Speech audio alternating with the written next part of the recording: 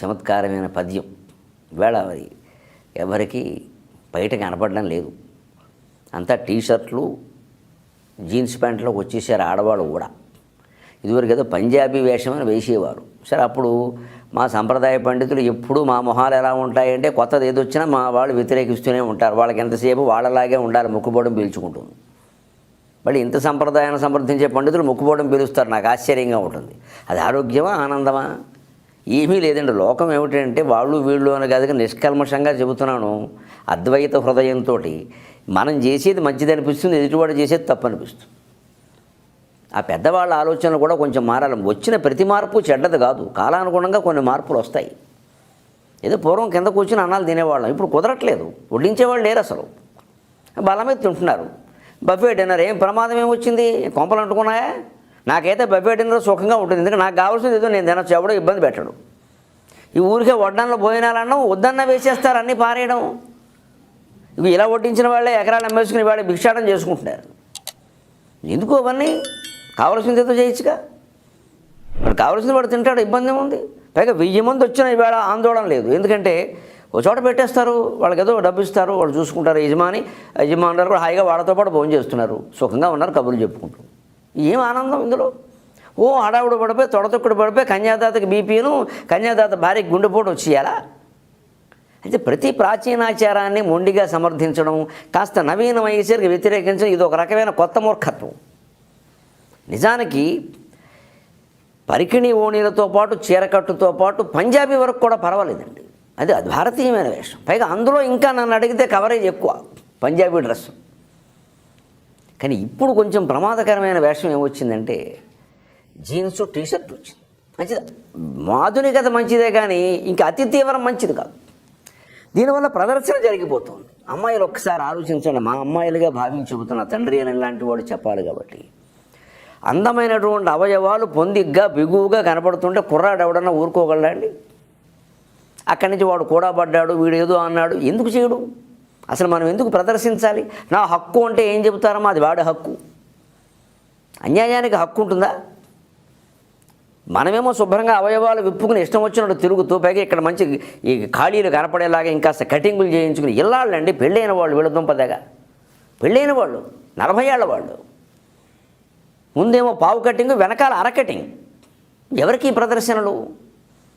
అందుకని దాని మీదే ఏదో పూర్వం ఏదో పైట లాగితే ఏదో అనేవారు. ఇప్పుడు లాగడానికి పైట ఎక్కడుంది? పైట ఎక్కడుండే పైకి జనుచుండే పడుచు వాడి గుండె పగులుచుండే. మరి కుర్రాడు వాడికి నిండా 20 ఏళ్ళు లేవు, వాడు సినిమాలు చూస్తున్నాడు, టీవీలు చూస్తున్నాడు. వాడి హృదయం పెద్ద శ్రీరామచంద్రమూర్తిలా వశిష్ఠ మహర్షిలా ఆలోచించాలంటే వాడి వల్ల అవుతుందండి? సమాజాన్ని మనం దృష్టిలో పెట్టుకుని మన పద్ధతి మనం మార్చుకోవద్దా? ఈ మాట ఎవరన్నా చెబితే నేరస్తులా? మీద పడి కరిచేయడం ఆడవాళ్ళు. నన్ను గర్వను చూస్తాను నేను? ఆలోచన చేయాలి. కనీసం ఏం చేస్తున్నాం, ఎలా బతుకుతున్నాం, సమాజం ఎలా ఉంది, దాన్ని బట్టి తీసుకోవలసిన జాగ్రత్తలు. అతి ప్రాచీనమైన వాదన ఎంత తప్పు, ఈ అతి నవీనమైన వాదన కూడా అంతే తప్పు. అసలు మన భారతీయ సంస్కృతి సమన్వయ సంస్కృతి. మంచి చెడ్డ ఏమిటో గీత గీసి విచక్షణ చేసి తెలుసుకోవాలి మనం. ఒక చిన్న గీత ఉంటుందని, చాలా స్వల్పమైన రేఖ లాంటిది, శృంగారానికి అశ్లీలానికి మధ్యలో. ఆ గీత జరిగిపోతే అశ్లీలమైపోతుంది. ఆ గీత ఉండాలి. గీత ఉండాలి కదని ఇక్కడ బండ పెద్ద చైనా గోడ ఒకటి కట్టేసి శృంగారం మాట్లాడద్దాం, అంతకంటే మూర్ఖత్వం. అది మాట్లాడాలి, తప్పదు. దాన్ని సున్నితంగా సరదాగా అందుకోవాలి. శ్రావణ మాసంలో శనగలు మూటగట్టి దాచుకున్నట్టుగా వధూమణి కన్య తన కోరికలను దాచుకోవాలి. అలాగా పెళ్ళయిన తర్వాత శోభనం వేళ ఆ పెళ్లి కొడుకు ముందు విప్పాలి ఈ కోరికల మూట. అప్పుడు సరదాగా సరాగమయంగా సరిగమ పదనిసా అన్నట్టుగా సంసారం సాగుతుంది. అందుకని బజార్లో విప్పుతాం, ఆయన రేగిపోళ్ళా. అది ఆ అతి కాకుండా ఆ రతి సౌఖ్యం అనేది నిజంగా పొందాలి అంటే పైట ఎక్కడుండే పైకి జనుచుండే పడుచు వాడి గుండె పగులుచుండే చీర కట్టుకొండు క్షేమముగా నుండు కూడబడకయుండు కుర్రదండు అని ఒక అవధానంలో చెప్పాను నేను. చీర కట్టుకోండి శుభ్రంగా. ఎందుకు కూడబడతారండి? నిజంగా కుర్రాన్ని కూడా మీరు పరిశీలించండి. వాళ్ళు ఎవరన్నా చీర కట్టుకుని బొట్టు పెట్టుకుని ఒక పద్ధతిగా ఉన్న అమ్మాయిలను వాళ్ళు ఏమనరు. వీళ్ళు ఇష్టం వచ్చినట్టు ఎగేసుకుని దిగేసుకుని, పైగా ఇంకా విచిత్రం, నన్ను మన్నించండి, ఇక్కడ ఏవో రాసుకోవడం, ఇక్కడ కిస్మి అని, లవ్ మీ అని, ఇక అలాంటివి వేసుకుంటాను పని కట్టుకుని. వాడు ఊరుకుంటాడండి కిస్మి అన్నాక? మీరే చెబుతున్నారు కదా. అప్పుడు మళ్ళీ నాకు ఇష్టమైన వాడు అంటే ఐదో కిస్మి కిందో బోర్డు పెట్టాను, నాకు ఇష్టమైతేనే రానుడు కూడా బోర్డు పెడితే సరిపోతుంది. ఇది సాధ్యమేనా? అసలు ఆ టీషర్ట్లు ఏమిటి, వాటి మీద ఆ నినాదాలు ఏమిటి? ఏమైనా మనమతులు జెండాలా ఇవి?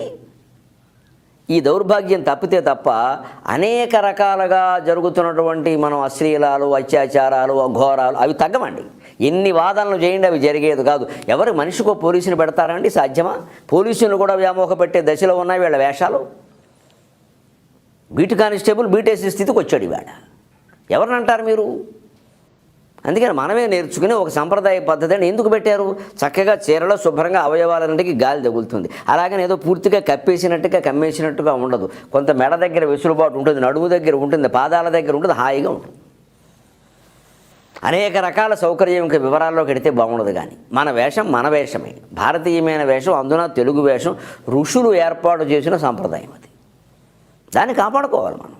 పైట ఎక్కడుండే పైకి జనుచుండే పడుచువాడి గుండె పగులుచుండే చీర కట్టుకొండు క్షేమముగా నుండు కూడబడకయుండు కుర్రదండు. ఆ కుర్రదండు కూడా పడకుండా ఉండాలి అంటే జాగ్రత్త పడాలి. ఇక్కడ ఒక్క అనుమానానికి నేను సమాధానం చెబుతాను. ఏమండి, పూర్వకాలం కూడా అత్యాచారాలు జరిగాయి కదా. ద్రౌపదిని గురించి సైంధవుడు ప్రయత్నం చేశాడు. అదే ద్రౌపది గురించి కీచకుడు నానాయాతన పెట్టాడు. వాడు పడ్డాడు, ఈవిని పెట్టాడు. సీతాదేవి ఏ టీషర్ట్ వేసుకుందని రావణాసురుడు ఎత్తుకుపోయాడు. మరి ఇవన్నీ ఉన్నాయి కదా. నిజమే, ఎంతమంది ఉన్నారు గమనించండి. ఆ కాలంలో ఎంతమంది ఉన్నారు? ఇవాళ ఎన్ని వార్తలు వస్తున్నాయి? రోజు జిల్లా అనుబంధం మీరు ఏ పత్రిక తిరగేయండి, 2 ఖాయం. 2 అక్రమ సంబంధాలు, 2 అత్యాచారాలు. కేవలం వేషం పవిత్రంగా ఉన్నా కూడా వాడు బుద్ధి ఉండేవాడు ఉంటాడు, తక్కువ మంది ఉంటాడు. వాళ్ళకి పడే శిక్షలు పడతాయి, తప్పనిసరిగా ఉంటుంది. దానికోసం అందరూ ఉద్యమిస్తారు, ఏం పర్వాలేదు. ప్రభుత్వం సిద్ధం, కొత్తగా చట్టాలు పెట్టారు. అంచేత వాటి కోసం పోరాడేటువంటి మహిళా సంఘాల వాళ్ళు ఉంటారే, కన్న పిల్లల్ని పీక పిసికి గొంతుల్లో బారేస్తున్న తల్లులకు వ్యతిరేకంగా కూడా ఈ మహిళా సంఘాలే పోరాడాలి. వారు పోరాడారండి దాని గురించి. ఆడవాళ్ళు ఎంత అన్యాయం చేసినా సమర్థిస్తారు. ఏమీ ఎరగని అమెరికాలో ఉన్న ఆడపడుచు మీద కేసెట్టేస్తుంది కొత్తగా వచ్చిన అమ్మాయి. అమెరికాలో ఉన్న ఆడపడుచు అవం శుభం ఎరగదా పిల్ల ఎక్కడ ఉంది. అది వదిన గారు అత్తగారు నన్ను ఏడిపించారు, గృహహింస. అసలు గృహంలో లేదా ఆవిడ. ఈవేళ అత్తగారు ఏడిపించండి అంటే అసలు సగం అబద్ధం అండి, సగం కాదు, 90% అబద్ధం. అత్తగారి వల్ల కోడలు బాధపడింది అంటే 90% అబద్ధం. ఎందుకంటే 90% కోడలు ఎవడు అత్తారితో ఉండలేదు. అసలు ముగ్గురితో శుభ్రంగా పెళ్లి కాకముందే న్యూక్లియర్ ఫ్యామిలీ అని పెట్టి పెళ్ళి అవగానే విడదీసి పట్టుకెళ్ళిపోతున్నారు. అత్తగారు ఈవిని బాధ పెట్టే అవకాశం ఎక్కడదండి? అసలు ఎంత అబద్ధాలండి ఇవి. ఏమీ లేదు. కావాలని కూడా జరుగుతున్న మోసాలు ఏమిటంటే, డబ్బున్న కుర్రాడికి వలేసి పెళ్లి చేసుకుని 6 నెలలు కాగానే వాడి మీద కేసు పెట్టి వాడి ఆస్తి సగం లాగేసి వీడికి కావాల్సిన వాళ్ళతో వీడు వెళ్ళిపోతున్నారండి. జరుగుతున్న మహిళా సంఘాలు గొడవ చేయమని దీని గురించి చెయ్యరు. అంటే మహిళా సంఘాలు మహిళల కోసమే ఉంటాయి, కార్మిక సంఘాలు కార్మికుల కోసమే ఉంటాయి, బ్రాహ్మణ సంఘాలు బ్రాహ్మణుల కోసం ఉంటాయి, రెడ్డి సంఘాలు రెడ్ల కోసం. మనిషి కోసం సంఘమే ఇది, ధర్మం కోసం సంఘమే ఇది. అంచేత మనం పెట్టవలసింది ధర్మ సంరక్షణ సంఘం. ఆ సంఘం ఈ సంఘం కాదు. ఏది ధర్మమో అది మాట్లాడతాం, ఏది ధర్మమో దానికోసం పోట్లాడతాం. ఆ ధర్మం చేసింది ఆడదైనా మగవాడైనా ఏ కులం వాడైనా చీల్చి చెండాడతాం. ధర్మానికి అధర్మానికి ఓ లెక్క ఉంది. అలా చూసుకుంటే విలువలు నిలబడతాయి.